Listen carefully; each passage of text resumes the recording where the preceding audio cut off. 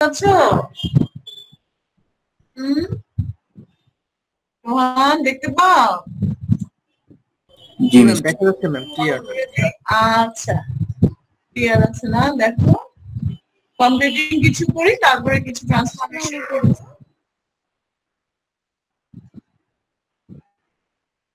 কতদিন তো জিসান অনেক দেরিতে জয়েন করতে যাচ্ছিল। দেখো আবার এই যে কারা কারা জয়েন করছে, এই যে প্রতীক। আমি কোন শীটটাতে বের করলাম? ম্যাম আসসালামু আলাইকুম। ওয়ালাইকুম সালাম। ভালো আছো? জি ম্যাম, আলহামদুলিল্লাহ। আপনি কেমন আছেন?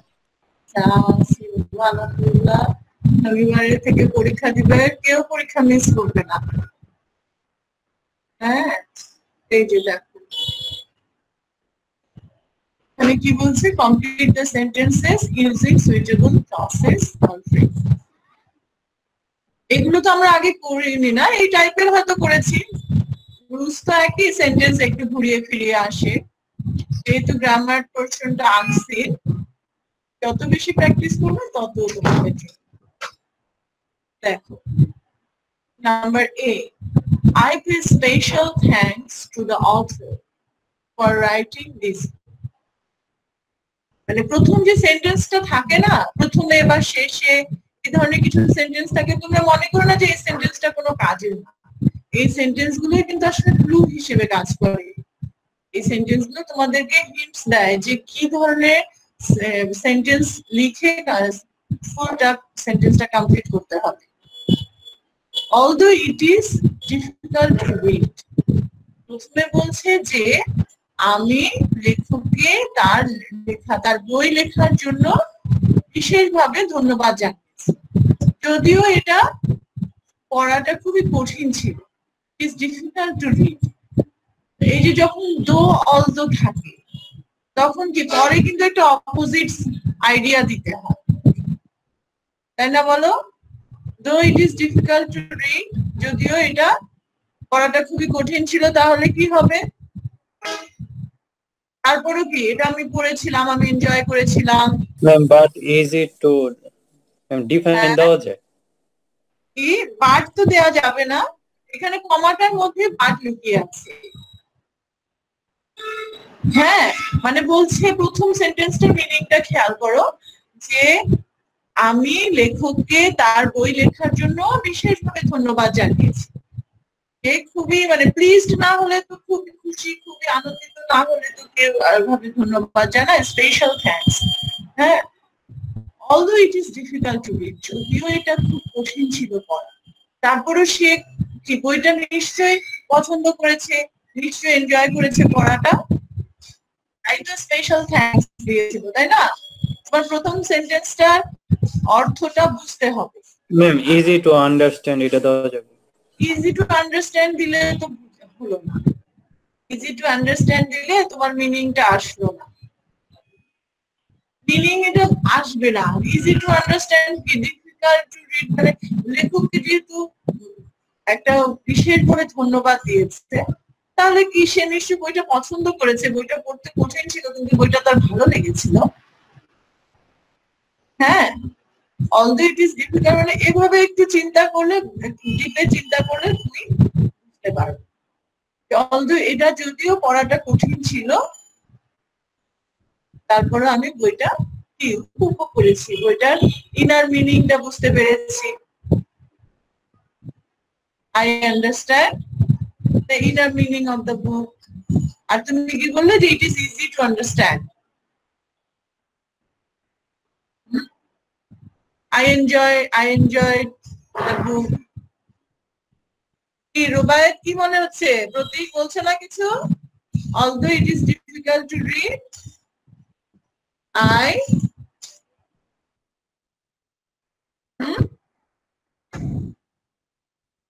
কি শোনা যাচ্ছে না কথা? শুনতে পাচ্ছে সবাই? জি ম্যাম। শোনা যাচ্ছে যে যদিও এটা পড়াটা কঠিন ছিল, তাহলে ওই আন্ডারস্ট্যান্ড দিয়ে দিই, তাহলে তোমার এটা আই আন্ডারস্ট্যান্ড, আই রিয়েলাইজ দিতে পারো, আন্ডারস্ট্যান্ড প্রেজেন্ট টেন্স তো তাই প্রেজেন্ট টেন্সে লিখতে হবে আই আন্ডারস্ট্যান্ড দ্য ইনার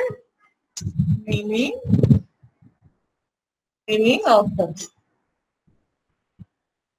আচ্ছা দেখো এই যে প্রথমে যে বারটা মনে আসলো না বাক কিন্তু এর মধ্যে আছে লুকিয়ে আছে সেটা হচ্ছে কিসের মধ্যে এই যে কমাটার মধ্যে বাক লুকিয়ে আছে তুমি যদি এটা যদি ট্রান্সফরমেশনে আমরা যাই দেখো কমপ্লিটিং এর ট্রান্সফরমেশন সবকিছু কিন্তু একটার সাথে আরেকটা এমন ভাবে জড়িত বলে না ইন্টারকানেক্টেড ইন্টার রিলেটেড এই যে although it is difficult to read এইটা কি কমপ্লেক্স সেন্টেন্স না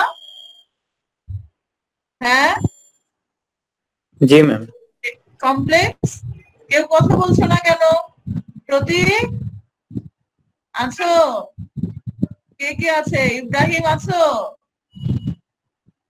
জি ম্যাডাম এই দেখো এটা কি কমপ্লেক্স সেন্টেন্স না যে যদিও এটা পড়াটা খুবই কঠিন ছিল তারপরও আমি এটা বুঝতে পেরেছি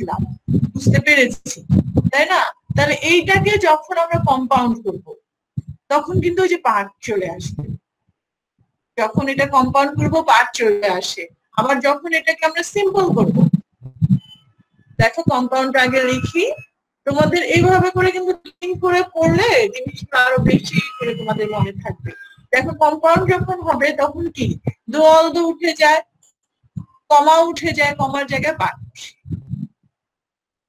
কমপ্লিটিং সেন্টেন্স করা হচ্ছে কিন্তু দেখো এখানে ট্রান্সফরমেশনও এসে যাচ্ছে এই যে দেখো এখানে কি করবো আমরা এই যে দোটা উঠে যাবে দো থাকুক অলদো থাকুক যেটাই থাকুক উঠে যাবে যে এটা পড়াটা খুব কঠিন ছিল বড় হাতের তাই এই যে কমা উঠে যাবে তোমরা কি লিখে নিচ্ছ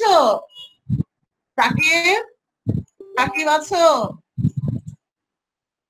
দেখলাম যে সাকিবকে জয়েন করতে ফারহিন জি ম্যাম আছে হ্যাঁ একটু লিখে নাও দেখো এই যে কম্পাউন্ড আমি এটাকে একটু রেড মার্ক করে দিই দেখো কম্পাউন্ডের ক্ষেত্রে এই যে দোয়াল দো থাকলে কম্পাউন্ড করার ক্ষেত্রে কি হয়ে যাবে দোয়াল দো উঠে যাবে কমা উঠে যাবে এটাকে পার্ট বসবে যে এটা পড়াটা খুব কঠিন ছিল তারপরেও কিন্তু আমি এই যে কিন্তুর কথা তোমাদের প্রথম মনে এসেছিল সেই কিন্তু এই কমাটার ভিতরে লুকিয়ে আছে আবার এটারে যখন সিম্পল করব তখন কি করব যে কঠিন হওয়া সত্ত্বেও এটা পড়াটা কঠিন হওয়া সত্ত্বেও আমি এর মিনিং বুঝতে পারি বুঝি এরকম না সত্ত্বেও দো অলদো থাকে স্পাইট অফ দিতে হবে হ্যাঁ কেউ একজন বলো দেখি গেস করতে পারো in spite of being difficult to read I understand in spite of being difficult to read হ্যাঁ এগুলোর সাথে সাথে লিখে নাও এইভাবে করে একদম লিংক করে করে মনে রাখবে দেখবে যে ভুল হবে না in spite of being difficult এই যে ইজটা কি হয়ে যাবে being হবে ইজটা হয়ে যাবে কি being in spite of being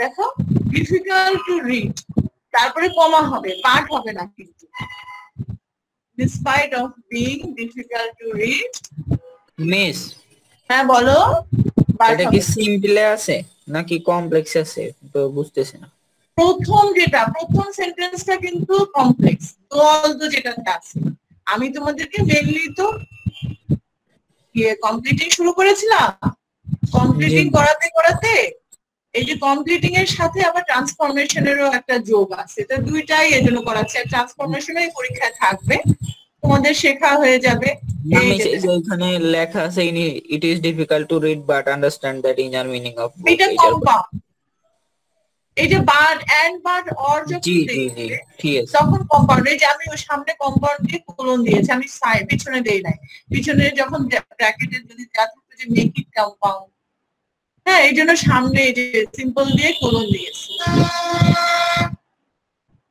এই যে এন্ড বাট অর এই যখন এইগুলো এরকম থাকবে এন্ড বাট অর এই যে গোল করে দিলাম তখনই বুঝবে যে এটা compound and but of. Smile কি আছো? হ্যাঁ, এই যে দো অলদো এটা থাকলেই বুঝবে যে এটা কমপ্লেক্স। হ্যাঁ, এখানে এটা কমপ্লেক্স, এখানে ইকুয়াল দিয়ে দেখো, বুঝতে না পারলে জিজ্ঞেস করো, আমি আবার বলবো, কোনো তাড়াহুড়া নাই, কিছু নাই। এটাকে কমপ্লেক্স বলবো, এটা কমপ্লেক্স, এটাকে বোল্ড করে দিই, আমরা লাইন উঠিয়ে দিই, এটা ইকুয়াল দিয়ে কমপ্লেক্স করে দিলাম। এই যে এগুলো কম্পাউন্ড, এরপরে হচ্ছে সিম্পল। সিম্পলে কি দেখো, এইটা সামনের কমার আগে সামনেরটা হচ্ছে কি এক্সটেনশন, তারপরে যে সাবজেক্ট আই, আন্ডারস্ট্যান্ড, ভার্ব, আর এটা হচ্ছে অবজেক্ট, পুরোটাই অবজেক্ট। সবকিছুই কিন্তু এই যে সিম্পল সেন্টেন্সটাকে কিন্তু আবার ভয়েস যদি করতে বলা হয়, প্যাসিভ ভয়েস, তখন আবার প্যাসিভে রূপান্তর করা যাবে। মানে একটা কি ভাষা অনেক ভাবে লেখা যায় একই কথাই। দেখো এই সিম্পল কথাটাই আমরা তিন ভাবে বললাম।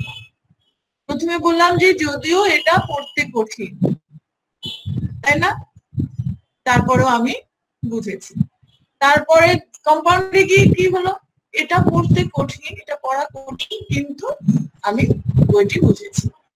তারপরে সেন্টেন্সটার মিনিং কি হলো, যে কঠিন, পড়াটা কঠিন হওয়ার সত্ত্বেও আমি এই বইয়ের অন্তর্নিহিত অর্থ বুঝতে পেরেছি। এত দেরি করে জয়েন করে কেন শিফা? পরীক্ষা সামনে, তাই তোমাদের অ্যালাউ করছে কিন্তু। আচ্ছা বলো দেখি, এখনো এখানে কনফিউশন আছে কি? ইব্রাহিম জয়েন করেছে না? জি ম্যাডাম, জি ম্যাডাম। বুঝতে পেরেছো বিষয়টা? জি মিস। দেখো এই সেন্টেন্স গুলাই কিন্তু এই টাইপের জিনিসগুলো ঘুরিয়ে ফিরে আসলে হয়তো সেন্টেন্স। ম্যাম এই সিম্পল কে কি আবার ওই যে ভয়েসে নিয়ে যাওয়া যাবে?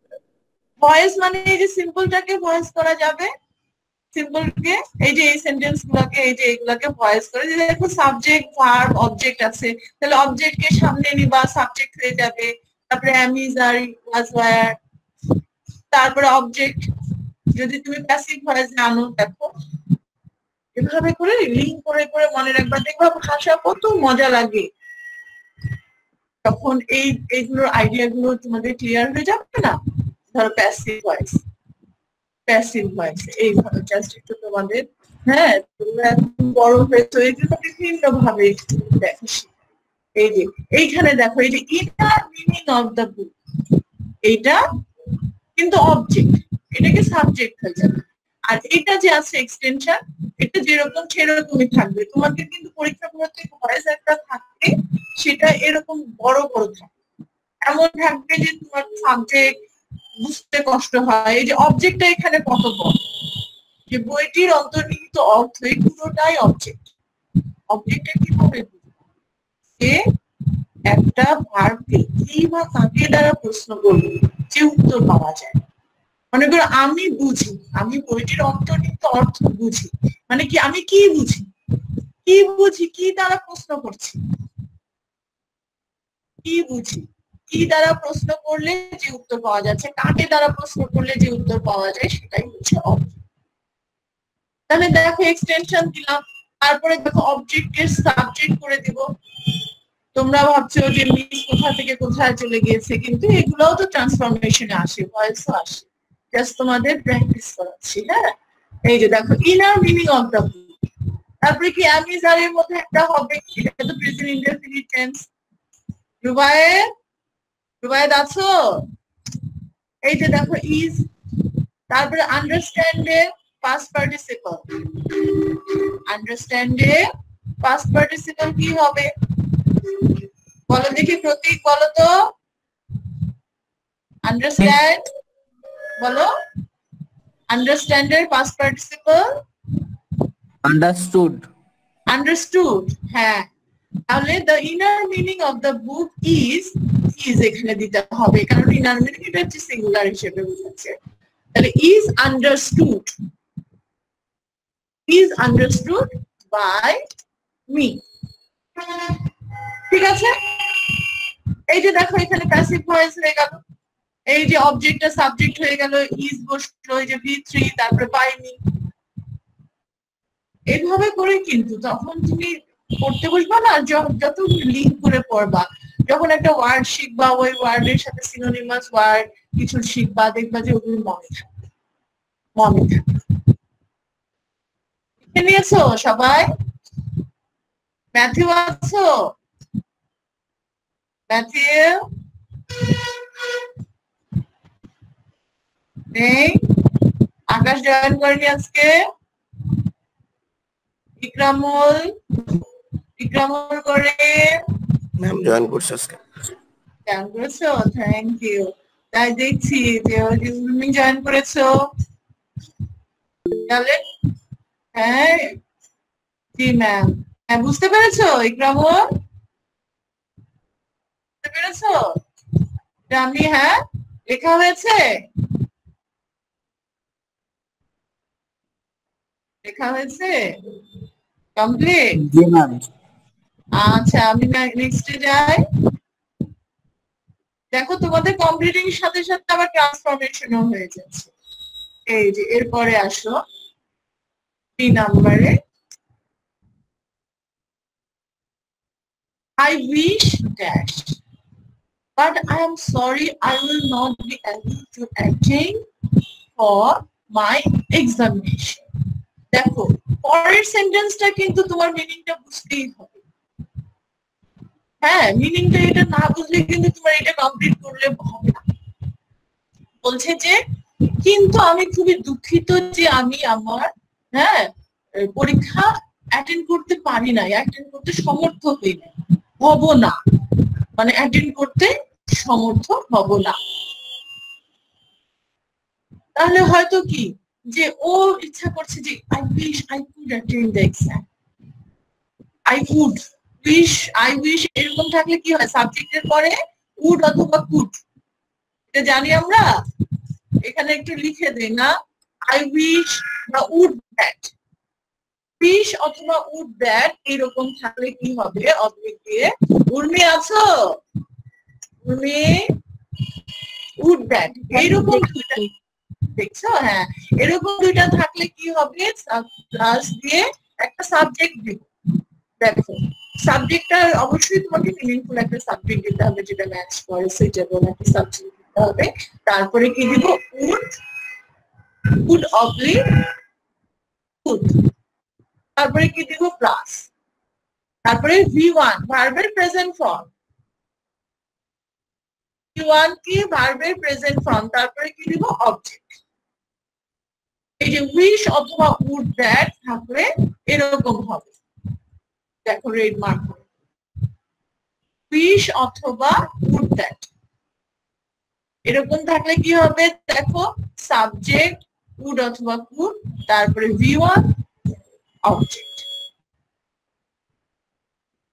খালি এই পরের সেন্টেন্সটা কি, পরের যেটা হয় সামনে থাকে পিছনে থাকে, এই সেন্টেন্স গুলো হচ্ছে তোমাদের হিন্টস দেয় কি ধরনের কি টাইপের এই অর্থটা বোঝাচ্ছি। এখানে বলছে যে আমি খুবই দুঃখিত আমি যদি পরীক্ষা অ্যাটেন্ড করতে পারি, পরীক্ষা আমি যদি অংশগ্রহণ করবো, আই এম সরি আমি করতে পারবো না, আমি করতে পারবো না, I am sorry I will not be. হ্যাঁ অ্যাটেন্ড, এখানে কোনো পার্টিতে অ্যাটেন্ড করার কথা হতে পারতো, কেউ তোমাকে ইনভাইট করেছে, ওহো আমি very much sorry that I will not be able to attend your party. হ্যাঁ এইরকম একটা, তাহলে কি যে আমি যদি I wish বলছি, wish আবার বলছে যে আমার যদি মানে তার ইচ্ছাও আছে কিন্তু, হ্যাঁ যে ও I wish I could R would attend the party. I wish করা মানে কি বলে না যে ও আমার যদি পাখির মতো জানা থাকতো, এটা একটা ইচ্ছা, যেটা ইচ্ছাটা পূরণ হচ্ছে না। বুঝাতে পেরেছি তোমাদের? জি ম্যাম। মানে একটা ইচ্ছায় I wish যখনই থাকবে মনে করবে যে একটা অপূরণীয় একটা ইচ্ছা, যে ইচ্ছাটা তোমার পূরণ হচ্ছে না। I wish I could go to my college and attend the class.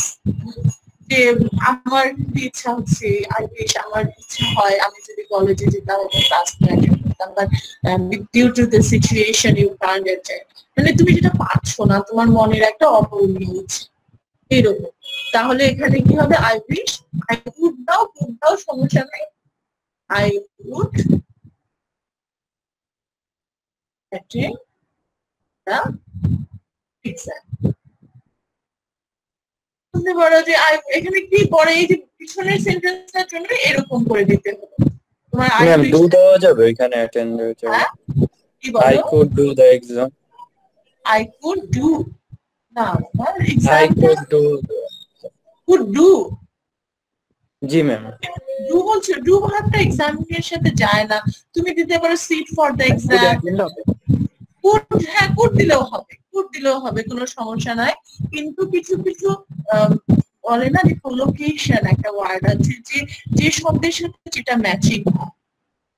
হ্যাঁ, বাংলায় যেমন ওই যে বলেছিলাম না যে শব্দাহ, মরা, পোড়া, যেরকম পরীক্ষার ক্ষেত্রে এক্সামিনেশনের ক্ষেত্রে তুমি দিতে পারো sit for the exam, appear at the exam.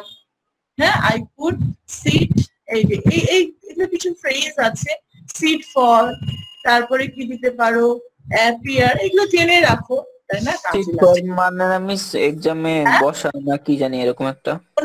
কোনটা? সিট ফর ফ্রেজে সিট ফর দ্য এক্সাম মানে এক্সামে বসা।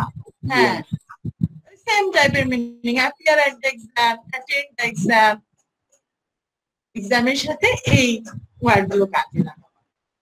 টুটা অন্য ক্ষেত্রে to homework, to work, to the job, শব্দের সাথে কোন শব্দের সাথে কোনটা ম্যাচিং সেটা দেখতে হবে।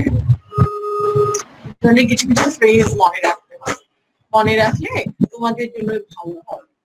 যেমন ধরে নতুন আমরা যে গুড লাক বলি না সবসময়, গুড লাক, এটার একটা ফ্রেজ আছে কি ব্রেক আ লেগ। যদিও এই ধরনের তোমরা বেশি হয়তো তোমরা অভ্যস্ত না শুনে, ব্রেক আ লেগ শুনে মনে হবে কি যে বোধহয় পাটা ভেঙে টেঙে গেল, কিন্তু same meaning, good luck, break a leg. এই ধরনের অনেক টাইপের ফ্রেজ আছে যেগুলো ইউজ করলে তুমি যদি বলো, যারা জানে তারা বুঝতে পারবে যে হাউ নলেজেবল ইউ আর। হ্যাঁ, তাহলে এই যে সিট ফর অ্যাপিয়ারেন্ট এগুলো কমন, কিন্তু এগুলো খুব বেশি না, তোমাদের এখানে অবলিক দিয়ে করে দিলাম, তোমাদের যেটা মন চাই দিবে জানা, ঠিক আছে?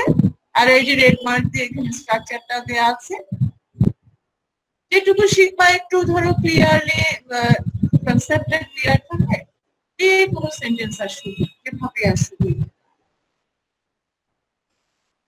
লিখে নিয়েছো? আকাশ, দেখতে পাচ্ছি না তো কে কে আছো? মেরুনেসা, উর্মি, আবরার আছে, মিঠু সরকার, হৃদয়, রিফকাত কথা বলো না একদিনও। রিফকাত, হ্যাঁ রিফকাত লিখে নিয়েছো? কথা শোনা যাচ্ছে না, তাহলে হয়েছে এটা? জি ম্যাম। হ্যাঁ শেষ। আচ্ছা, এরপরে যাই, পরের সেন্টেন্সে আমরা আসি।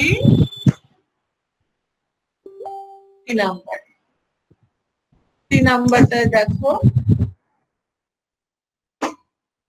there exists a good relation between the friends। যে বন্ধুদের মধ্যে খুব ভালো সম্পর্ক থাকা উচিত।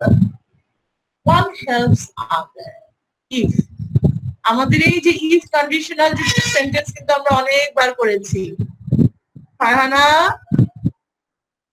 মনে আছে? if কন্ডিশনাল যুক্ত সেন্টেন্স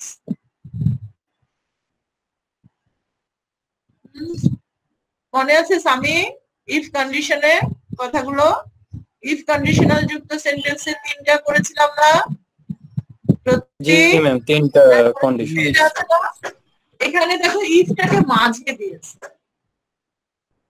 একজন আরেকজনকে সাহায্য করে। আমরা কি জানি যে ইফে যেটা আছে প্রেজেন্ট টেন্স থাকলে পরে হবে কি ফিউচার, তাই না? তাহলে কি যে একজন একজনকে সাহায্য করে যদি সে কোনো বিপদে পড়ে যায়। There exists a good relation between the friends. One helps other if, একজন আরেকজনকে, if another, if he or she দিতে পারো, if he or she will face any crisis, any problem. তাই না বলো? If he will face any crisis. যদি কোনো ক্রাইসিসে পড়ে তাহলে কি করে একজন আরেকজনকে সাহায্য করে। ইফ কন্ডিশনের সেকেন্ড কন্ডিশনটা মনে আছে? প্রতীক বলতে পারবে? If plus past plus past perfect না কেমন একটা ছিল না? If plus past indefinite plus past এর পরে past condition পাস্ট কন্ডিশনাল। একটু লিখেন দেই, এই যে সাথে সাথে এভাবে করে মনে রাখলে ভালো হবে। সেকেন্ড যে এটা আছে, হ্যাঁ, ইফ একটু লিখে নাও, if plus past perfect, past indefinite, sorry past indefinite, তারপরে কি হবে প্লাস পাস্ট কন্ডিশনাল, তাই না? দেখো এগুলো কি তোমাদের অনেকবার করানো হয়েছে, জাস্ট একটু রিভিশনের মতো। এখন পাস্ট কন্ডিশনাল কোনটা? পাস্ট কন্ডিশনাল আমরা জানি কি সাবজেক্ট হবে এখানে এইভাবে দিয়ে দিই, ব্র্যাকেটে দিয়ে দিই সাবজেক্ট এস দিয়ে দিলাম, উড অথবা কুড, হ্যাঁ উড, তারপরে প্লাস এই যে ভি1, সরি এখানে যে ভি1, তারপরে প্লাস অবজেক্ট, হ্যাঁ সাবজেক্ট কুড অথবা কুড, ভি1 প্লাস অবজেক্ট, এখানে এখানে প্লাস, এই যে পাস্ট কন্ডিশনালের নিচে এই যে প্লাস দিয়ে এখানে অবজেক্ট। এটা হচ্ছে কি সেকেন্ড কন্ডিশনালের যেটা। আর থার্ড কন্ডিশনালের ক্ষেত্রে কি হয়, এগুলো মনে রাখলে দেখবা যে তোমাদের কমপ্লিটিং বলো if transformation plus past infinitive পরে past perfect condition না, ই প্লাস এটা তো পাস্ট ইনডেফিনিটের হলো, পরেরটা থার্ড যেটা সেটা হচ্ছে ই প্লাস পাস্ট পারফেক্ট। থার্ড যেটা ই প্লাস পাস্ট পারফেক্ট, তাই না? দেখো তারপরে পারফেক্ট কন্ডিশনাল, তারপরে কি হবে দেখো পারফেক্ট কন্ডিশনাল। এই যে এগুলো লিখে নাও। পারফেক্ট কন্ডিশনালটা কি, এই যে নিচে দিয়ে দিই পারফেক্ট কন্ডিশনালের নিচে এইখানে দেখো সাবজেক্ট, তারপরে কি প্লাস উড হ্যাভ অথবা কুড হ্যাভ, একটাই লিখি অসুবিধা নাই, উড হ্যাভ। তারপরে কি হবে, এই যে উড হ্যাভ বলেই কি হবে, হ্যাঁ ভি3। প্রতীক এগুলো ভুলে গেছো? হ্যাঁ মনে পড়ে গেছে সব, মনে পড়ে গেছে না? এই জন্য আমি একটু পাশাপাশি সব লিখে দিলাম যাতে করে একদম আর যেন ভুল না। দেখো তাহলে উড হ্যাভ এগুলো থেকে কিন্তু আসে, তোমাদের একটু ট্রান্সফরমেশনের যেমন দরকার কমপ্লিটিং এও সেরকম। Subject plus would have plus ভি3 প্লাস অবজেক্ট। এইগুলা দেখা যাচ্ছে যে ট্রান্সফরমেশনের ক্ষেত্রে সিম্পল থেকে কমপ্লেক্স এর সময় অনেক সময় ইফ দিয়ে করা লাগে, অ্যাজ সিন্স দিয়ে করা লাগে। তখন ইফ দিয়ে করলে এই যে এগুলো এই স্ট্রাকচার গুলোর মধ্যে এগুলো মনে রাখে। রুবায়েত আছো? রুবায়েত আজকে কথা শোনা যাচ্ছে না, দেখো তাহলে আছো? হ্যাঁ রুবায়েত, তাহলে এই যে এগুলো একটু লিখে দাও, এগুলো পাশাপাশি করে এই যে মার্ক করে বোল্ড করে দিয়েছি। উর্মি বুঝতে পেরেছো? আচ্ছা এই যে এই জিনিসগুলো এগুলো ঘুরায় ফিরায় সবখানেই কাজে লাগে, সবকিছুতেই। এরপরে আমরা আসি অ্যাজ ইফ। এই যে অ্যাজ ইফটা কিন্তু খুব ইম্পর্টেন্ট। যাবো নিচে যাবো, হয়েছে তোমাদের এটা লেখা? জি ম্যাম হয়েছে, লেখা হয়েছে না? আচ্ছা আচ্ছা থ্যাংক ইউ। এরপরে নিচে আসি, এইটাতে আসি, এই যে অ্যাজ ইফ। অ্যাজ ইফ অর্থ কি বাংলায়? অ্যাজ ইফ এর অর্থ হচ্ছে যেন।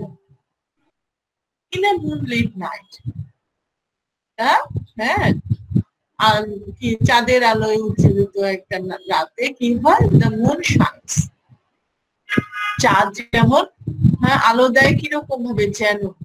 যেন এটা কি মনে হয়? চাঁদটা গোল মনে হয় যে, হ্যাঁ, অ্যাজ ইফ শি, মুনকে তো শি বলা হয়, অ্যাজ ইফ শি লুকড আঙ্গুল, এটা সোনালি ধালার মতো মনে হয়। তো এই যে অ্যাজ ইফ এর পূর্বে, এটা আমি সেন্টেন্সটা লিখে দিই। এই যে দেখো, শি লুকড আপ,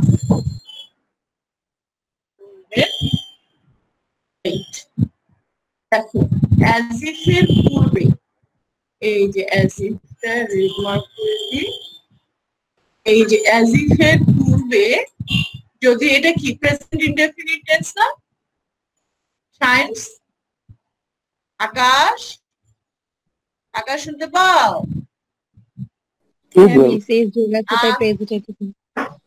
কি বলছো উনি? কি বলছো? ওই যে সায়েন্সের সাথে এস যোগ আছে তো তাই বলছে যে প্রেজেন্ট ইনডেফিনিট, প্রেজেন্ট ইনডেফিনিট, তাই না? তাহলে অ্যাজ ইফ এর পূর্বে প্রেজেন্ট ইনডেফিনিট হলে পরে হবে কি পাস্ট ইনডেফিনিট, আর অ্যাজ ইফ এর পূর্বে পাস্ট ইনডেফিনিট হলে পরে হবে পাস্ট পারফেক্ট। এইটা মনে রাখবে। এই অ্যাজ ইফ আর সিন্স, সিন্সটাও যদি এরকম মাঝে থাকে এবং সিন্স দিয়ে যদি সময় বোঝানো হয় হতে থেকে, তখন ওই সেম টাইমে, তাহলে অ্যাজ ইফ এর পূর্বে কি হচ্ছে? প্রেজেন্ট ইনডেফিনিট, তাই না? এটা লিখে নাও সবাই, প্রেজেন্ট, এই আন্ডারলাইনটা বাদ, অ্যাজ ইফ এর পূর্বে প্রেজেন্ট ইনডেফিনিট। আরহিন আছো? প্লাস এই দেখো অ্যাজ ইফ, তারপরে প্লাস কি হবে? Past indefinite tense. As if এর পূর্বে প্রেজেন্ট ইনডেফিনিট হলে অ্যাজ ইফ এর পরে কি হবে? পাস্ট ইনডেফিনিট, তাই না? দেখো আমি আছো? জি ম্যাম। হ্যাঁ, তাহলে কি হলো? দেখো অ্যাজ ইফ এর পূর্বে প্রেজেন্ট ইনডেফিনিট, পরে হলো কি পাস্ট ইনডেফিনিট। আবার অ্যাজ ইফ পরে এর টাইমে পাস্ট ইনডেফিনিট হলে হবে পাস্ট পারফেক্ট। পাস্ট পারফেক্ট, হ্যাঁ। এই জিনিসগুলো কিন্তু শুনে শুনে তোমাদের মুখস্থ হয়ে যাওয়ার কথা, তাই না? বলো, লিখে নিয়েছো? জি মিস। হ্যাঁ, লিখে নাও। তারপরেরটা হবে কি পাস্ট পারফেক্ট।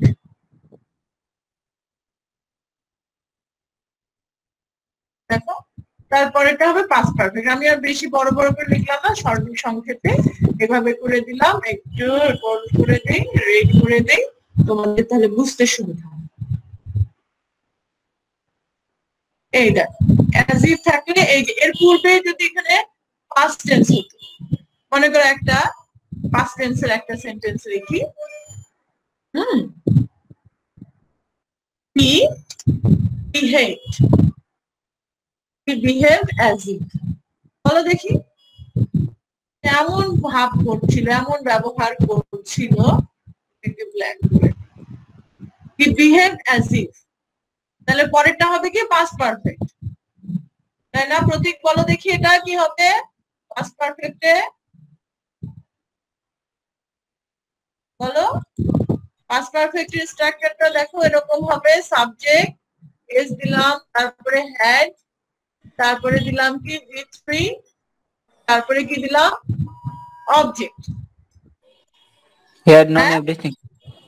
হ্যাঁ, এই যে দেখো, এই যে পাস্ট পারফেক্টের তোমরা একটু কনফিউজ থাকো তো, এই জন্য একটু স্ট্রাকচারটা লিখে দিলাম, হ্যাড দিয়ে V3 অবজেক্ট। তাহলে কি হবে? হি হ্যাড নোন এভরিথিং, সে এমন ভাব করছিল যেন সে সব জানে। তাহলে হয়ে গেল। এই যে এইগুলি আসলে তো তোমাদের একেবারে ফুল মার্কস পাবে। হ্যাঁ, এইটাতে নাম্বার কাটার তো কোনো স্কোপই নাই। এভরিথিং জাস্ট একটা যদি খাতায় লিখে রাখো এবং একটু দেখবে, প্রায় প্রায় দেখবে, তাহলে মনে রাখার মতন এমন কঠিন কিছু না, কোনো কঠিন কিছু না। কিন্তু হচ্ছে আমাদের দৈনন্দিন জীবনের কথাবার্তাগুলো আমরা বলি, সেগুলোই আমরা শুদ্ধভাবে কিভাবে বলি। তুমি যদি বাংলা ভাষায়ও দেখো, বাংলাতেও যদি শুদ্ধভাবে তুমি কথা বলতে চাও, সুন্দর করে বলতে চাও, তার জন্য তো এফোর্ট দিতে হবে। অনেক একটা ভাষা কত সুন্দর করে বলা যায়, ভালো ভালো ওয়ার্ড ইউজ করে, গ্রামাটিক্যালি কারেক্টলি। আর এটা তো একটা ইংলিশটা হচ্ছে ফরেন ল্যাঙ্গুয়েজ, এটার জন্য তো লাগবেই, এটার জন্য একটু পেইন নিতেই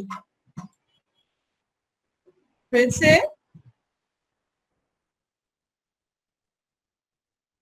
অভি, অভি আছো? জি ম্যাম। আচ্ছা, এটা লিখে নিয়েছো? হ্যাঁ জি ম্যাম। হ্যাঁ, অ্যাজ ইফটা মনে থাকলে না, অ্যাজ তো এই যে আরেকটা সিন্স আছে, সিন্সটাও এরকম একই টাইপের। এখানে সিন্সের যেরকম সামনে প্রেজেন্ট ইনডেফিনিট বা প্রেজেন্ট পারফেক্ট হয় সিন্সের, কিন্তু সেম পাস্ট ইনডেফিনিট মানে পরে। এরপরে নেক্সটটাতে আসি, নাম্বার ই। যে কি বলেছে, I don't want to visit the place without you. আমি তোমাকে ছাড়া সেই জায়গায় বেড়াতে যাব। I will wait for you until এগুলি থাকলে কি হবে যে হ্যাঁ আমি তোমার জন্য অপেক্ষা করব। কেন হবে? until you come, তুমি না আসা পর্যন্ত। এখানে নাটা তো আনটিল এর মধ্যেই আছে, মানে তোমার আশা না আসা পর্যন্ত, আশা না পর্যন্ত, মানে আনটিল হচ্ছে না, আনটিল ইউ কাম, তাই না? তুমি এখানে কি প্রেজেন্ট হচ্ছে, আনটিল, আনলেস, এগুলোর এই কাছাকাছি। মিস আনলেস মানে তো যদি না, যদি না, হ্যাঁ, তো ওইটাতেও ওইরকম যে যদি না তুমি আসো, হ্যাঁ, যে I will not go there unless you come, যদি না তুমি আসো আমি সেখানে যাব, মানে এইরকমই। এই জন্যই বললাম যে দুইটা একই টাইপের, যদি না, আর এটা হচ্ছে যতক্ষণ পর্যন্ত না, যতক্ষণ পর্যন্ত না তুমি আসো, কাছাকাছি না। আনটিল এর পরে কি সবসময় প্রেজেন্ট হবে ইনডিফিনিট? সব সময় তো এখানে যদি পাস্টে হতো, এইটা যদি পাস্টে হতো যে উড, তখন প্রেজেন্ট এইটা পাস্ট দিতে।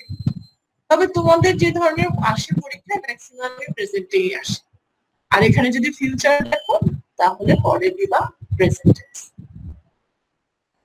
হ্যাঁ, আর এখানে যদি ফিউচারের যে পাস্ট আছে, উড আছে, তখন পাস্টে দেখো। তো তোমাদের যেগুলোতে আসে না এই ধরনের আসে, until you go there, unless you go there, unless you meet। তাহলে আনলেস হচ্ছে যদি না, আর আনটিল হচ্ছে যতক্ষণ পর্যন্ত। আমি বুঝে বুঝে পড়লে কিন্তু ভুল হয়ে যাবে, আর তারপরে কিন্তু এই ধরনের সেন্টেন্স আসে। আর কি করব না, এখন অ্যাটেন্ডেন্সের লিংকটা দিব। ম্যাম অ্যাটেন্ডেন্সটা দিয়ে দেই না? আচ্ছা, তারপরে যদি সময় থাকে, আচ্ছা অ্যাটেন্ডেন্স